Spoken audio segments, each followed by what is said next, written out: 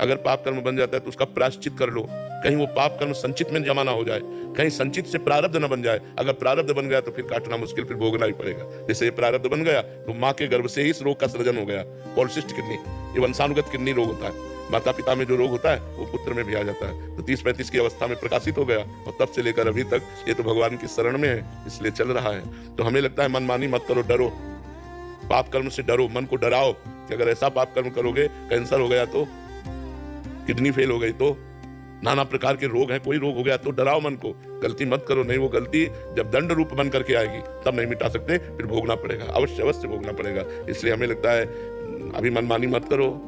तो ये काम एश, जो काम है यही हमसे ऐसा करवाता है।